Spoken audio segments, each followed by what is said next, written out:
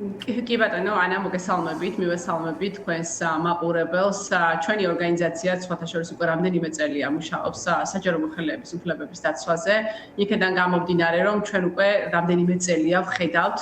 საჯარო მოხელეების დევნას სწორედ პოლიტიკური ნიშნით და მათ შორის არამხოლოდ საჯარო მოხელეების, იგივე საბიუჯეტო ორგანიზაციებში სკოლის მასწავლებლები, დირექტორები და გეცოდინებათ ეს რამდენად კავშირში იყო მათ შორის არჩევნებთანაც.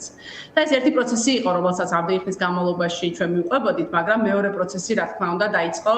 28 ნოემბრის შემდეგ, როდესაც ირაკლი კობახიძემ გააკეთა განცხადება ევროინტეგრაციის შეჩერებასთან დაკავშირებით და ჩვენ ვნახეთ ამას რამხოლოდ ტალღა მოყვა საჯარო მოხელეების, რომლებმაც ღიად დააფიქსირეს საკუთარი მოსაზრება ევროინტეგრაციის პროცესის შეჩერებასთან დაკავშირებით და ფაქტიურად ერთგულება გამოთქვეს საქართველოს კონსტიტუციის. ხო, ეს არის ძალიან მნიშვნელოვანი, იმიტომ რომ ხშირად პირიქით ამბობენ, რომ ეს ადამიანები ისჯებიან. ეს ადამიანები ისჯებიან, არა, ეს ადამიანები ერთგულები არიან საქართველოს კონსტიტუციის პირველ რიგში, ეს არის მნიშვნელოვანი. თუმცა ჩვენ ძალიან მალე ვნახეთ ღია განცხადებები ირაკლი კობახიძის, კახა კალაძის და ასევე ცვლილებები საკანონმდებლო იმისათვის, რომ ადამიანების უფლებები შეზღუდული იყო საჯარო სექტორში და ასევე ვნახეთ გათავისუფლებების ტალღა და როგორც თქვენ აღნიშნეთ 700-მდე ადამიანია, მეტიც კი უკვე გათავისუფლებული საჯარო სამსახურებიდან და ძალიან ბევრ უწყებას შეეხო ეს. ეს არის თავდაცვის სამინისტრო, ეს არის ცენტრალური საარჩევნო კომისია, ეს არის პარლამენტის მათ შორის კვლევითი ცენტრი, ძალიან ბევრი ვეღარ ჩამოვთვლი და გათავისუფლებული არიან ადამიანები სწორედ იმის გამო, რომ ისინი შეუერთდნენ პეტიციას ევროინტეგრაციის პროცესთან დაკავშირებით და ღიად დააფიქსირეს თავისი პოზიცია. რაც შეეხება რას ყვებიან, გუშინ ძალიან ემოციური იყო სხვათა შორის ეს შეხვედრა, იმიტომ რომ ბევრი ადამიანი ესწრებოდა და თავიანთ ისტორიებს ყვებოდნენ და ისინი ამბობენ, რომ 15 წელი, 18 წელი, 20 წელი ემსახურებიან საქართველოში საჯარო სამსახურს, მაგალითად თავდაცვის სამინისტროს შემთხვევები იყო ძალიან ემოციური და სხვაებიც. ემსახურებიან საქართველოს ევროინტეგრაციას, ნატოში ინტეგრაციას და იმას ზოგადად რომ ქვეყანა შედგეს და ჰქონდეს მყარი საჯარო სამსახური და სრულად უსაფუძვლოდ ისინი გაათავისუფლეს ყოველგვარი მიზეზის გარეშე და უთხრეს რომ თქვათ ზოგიერთი შემთხვევაში თითქოს ხელშეკრულებას გადაგაუვიდა და ამიტომ ამ რიგ შემთხვევებში რეორგანიზაცია მოიგონეს როგორც ფორმალური მიზეზი და აი ამ მიზეზით გაათავისუფლეს. და მათ შორის ბევრი მათგანი იყო 4 შვილის დედა, 3 შვილის დედა, შეზღუდული შესაძლებლობის მქონე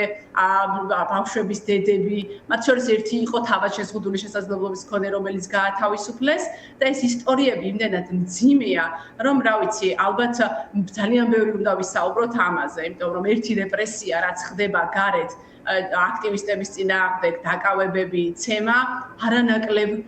რეპრესიულია სწორედ აი ეს გათავისუფლებები, იმიტომ რომ ადამიანები ფაქტიურად უსახსროდ რჩებიან, ზოგს ბინისქირის გადასახადიც არა აქვს, შვილები ყავთ მათ და ძალიან ძიმე მდგომარეობაში აღმოჩნდნენ მხოლოდ ერთი მიზეზის გამო, რომ საქართველოს ევროპული მომავალი უნდათ. ეს არის ნამდვილად მძიმე და მე ყველას მოუწოდებ, მათ შორის ვთქვათ, კერძო სექტორს, ბიზნეს სექტორს, რომ თუ კი რაიმე შეუძლიათ სამუშაო გამოჩნდება თუ ასე შემდეგ, ამ ადამიანებს გაუწოდონ დახმარების ხელი. კი ბატონო, თუმცა ქალბატონინო, რა სიტყვით იმაზე, რომ ფაქტობრივად აი სამართლებრივი ბრძოლის რესურსიც კი არ დაუტოვეს სივრცე ადამიანებს, რომლებსაც უკანონოდ გაათავისუფლებენ საჯარო სამსახურებიდან. ხომ, აი ასეთ დროს მაშინ რა სივრცე შეიძლება მოიძებნოს იმისთვის, რომ რაღაცა ეს უკანონობა გაასაჩივროს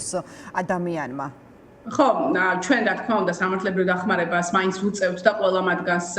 ვეუბნებით, რომ მნიშვნელოვანია და ჩვენი ორგანიზაცია მაგალითად აი ბოლო თვეებში 70-მდე ადამიანის დახმარებას ვუწევთ ახლა სამართლებრივ დახმარებას, მიუხედავად იმისა, რომ კანონმდებლობა გაუარეს და ადრე უკეთესი დაცვის მექანიზმები იყო, ახლა კი მაგალითად რეორგანიზაციის შედეგად გათავისუფლებული ადამიანის აღდგენა ვეღარ მოხდება და მხოლოდ კომპენსაცია. ამიტომ ხო, მესმის, რომ სამართლებრივი გზების შესაძლოა ყოველთვის არ იყოს მომგებიანი, მაგრამ ეს მაინც საჭიროა, თუნდაც მომავლისთვის, როდესაც ქვეყანა ნორმალურ განვითარებას დაუბრუნდება, რომ ეს ადამიანები აღდგნენ, მაგრამ ასევე მნიშვნელოვანია, რა თქმა უნდა, სოლიდარობა, მათი თანადგომა იმ ადამიანების მხრიდანაც, ვინც ჯერ კიდევ რჩებიან საჯარო სამსახურებში. იმიტომ რომ ეს ადამიანები თითქოს გარიყულად გრძნობენ თავს, მათ შორის საუბრობენ იმაზე, როდესაც ჯერ კიდევ რჩებოდნენ, მაგრამ გათავისუფლების შემდეგ სამსახურებში ზოგჯერ გამარჯვებას არ ეუბნებოდნენ, სოციალურად იყვნენ შევიწროებული, ამიტომ მათ დამი თანადგომა, რა თქმა უნდა, ძალიან მნიშვნელოვანია. ბევრი შეიძლება ამ ეტაპზე ვერ გაკეთდეს, მაგრამ სამართლებრივი ბრძოლა, რა თქმა უნდა, ძალიან მნიშვნელოვანია და კიდევ ერთხელ მე მჯერა, რომ დადგება დრო, როდესაც ეს ადამიანები დაუბრუნდებიან თავიანთ სამსახურებს, ამიტომ პოლიტიკური პარტიებიც უნდა ესაუბრონ მათ, მედია ძალიან კარგია რო აშუქებს და კიდევ ერთხელ ყველა სექტორს მოუწოდებ მათ თანადგომას. მადლობა, ძალიან დიდი მადლობა ქალბატონ ნინო